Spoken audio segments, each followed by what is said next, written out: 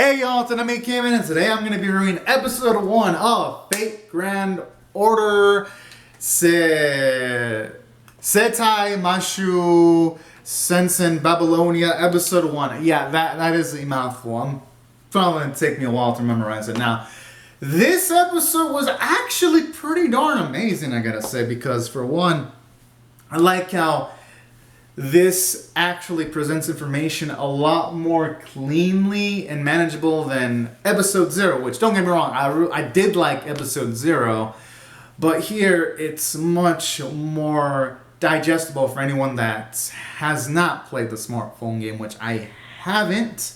And the reason why I haven't is because for live reactions, it's always better, at least for me, to go in with at least as little information as possible.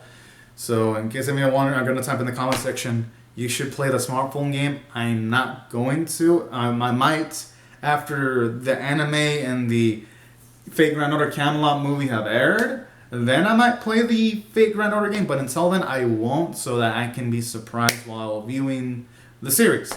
Okay, now that I have that out of the way, because I know, because every single time, and the reason why I mentioned that is because every single time I react to something that's based off a smartphone game, I always get that comment, so I'm just covering my bases here. So now, as for my thoughts on the episode itself, I thought it was pretty darn good, because I like how instantly they explain the goal, which is they're going to travel back in time to try to find this item to prevent the destruction of humanity and all of that, by going to like the 7th singularity. So already kind of like how the story, for the most part, it makes sense, and it's like, yeah, it is actually quite understandable at the very least. At least now you know why they're traveling back in time and all that. And then episode 0 established why you've got a human kind of fused in with like a servant too. And I like how it bounces off of episode 0 pretty well also. So all in all, this episode was pretty nice, I gotta say.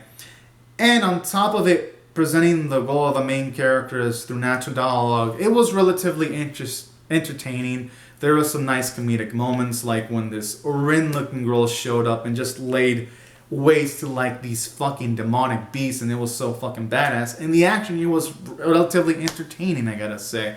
There wasn't a single moment where I was bored, because when it was during the dialogue sequences, it was nice plot explanations. When it wasn't, it was some nice dialogue, and when it wasn't those two, then you get some nice humor here and there.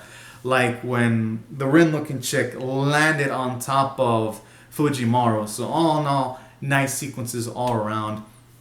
And on top of that, I also like how they actually show off Enkidu, which it's nice to see him in animated form, because I remember reading the Fate Zero light novels years back where it mentioned how he died of disease and sickness, so I kind of like how it showed it off in like the first sequence, and I was like, oh, alright.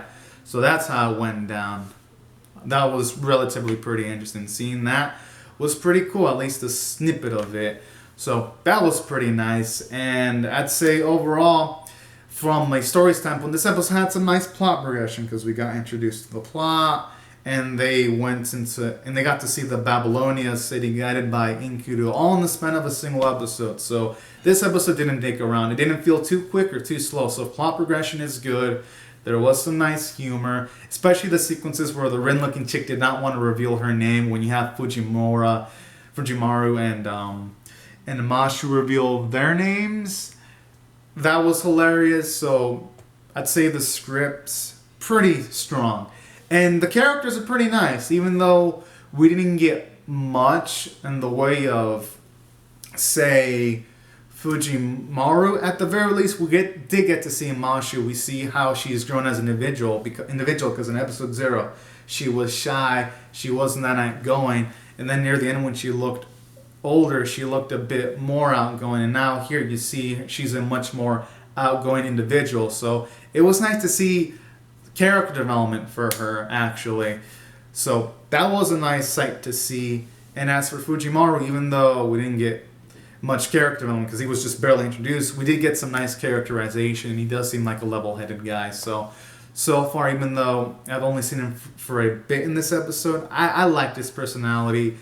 And that Rin looking chick was fucking hilarious as hell when she was all cocky as fuck, all showing off her abilities. That was fucking hilarious. And she was a riot in the sequences she was in. She was delightful.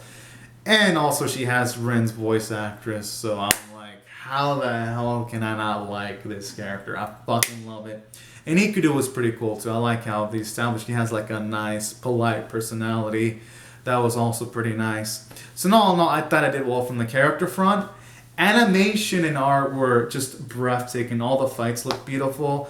And some of the backgrounds looked hella realistic. Like the water effects looked realistic. The mountains looked super realistic. And then there was a shot near the end where they showed a forest and it looked hyper realistic. So gotta give props to that. The background artist did a masterful job. And on top of that, I gotta say, I also love how, aside from having some beautiful ass of backgrounds, they even have like simple hair movements here and there in the episode too, which is tough because you really see that in animes, and the character designs are pretty much well defined for the most part. And I'd say if I had to, actually no, I'm not gonna nitpick on that because even though one of the chicks look like Rin, for now I'm just gonna imagine that there's a chance that, I don't know, could that person be like the ancestor of Rin Tosaka? I mean, I don't know, I don't play the smartphone game, but I just have a feeling. So I like how certain character designs raise up questions and mysteries as to like, could this character be connected to this other character distantly? I have no idea, but I'm pumped up to watch more episodes to find out. And I'd say if I had to rate this episode, it's going to be a strong 9 out of 10. Honestly, I love everything I saw, and I'm eagerly pumped up to see what's going to happen in episode 2. So no ways, y'all. These are my thoughts on the episode. Be sure to comment down your thoughts on the episode in the comment section below. Rate the video, share, subscribe. And I'll see you guys later if you come back for more, because I'm definitely going to be checking out more episodes of the series. Alright, y'all. Have a great and safe day. Have a great day. And I'll see you. Oh, and before I say I'll see you guys later.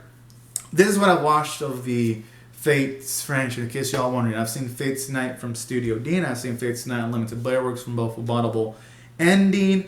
I haven't seen the Fate Henderson movies yet because I'm waiting for the third movie to be near release so that I can see them all back to back to back so that it feels like some kind of nice marathon. But I have seen all the Karo no Kyokai films. I've read all the Karo no Kyokai light novels. I've seen the Fate Zero anime, and I have read the Fate Zero light novels. I have seen the Tsukihime anime, and I guess I should say the anime that doesn't exist. And I have read the Tsukihime manga. That was pretty lit. And on top of that, I have seen some of Fate Extili or Fate Extra. The name slips me. I've seen a few episodes of that. I still need to finish that. And on top of that, I think that's about it. Oh, and I've seen every episode of Carnival Phantasm. I thought that was hilarious. Just letting you all for reference in case y'all want to discuss some of the other Fate-related or Type Moon-related franchise media in the comments section. But anyways, y'all, now I've got that out of the way. Have a great safe day, everyone. I'll see you guys later if you subscribe for more. Alright, bye-bye, y'all.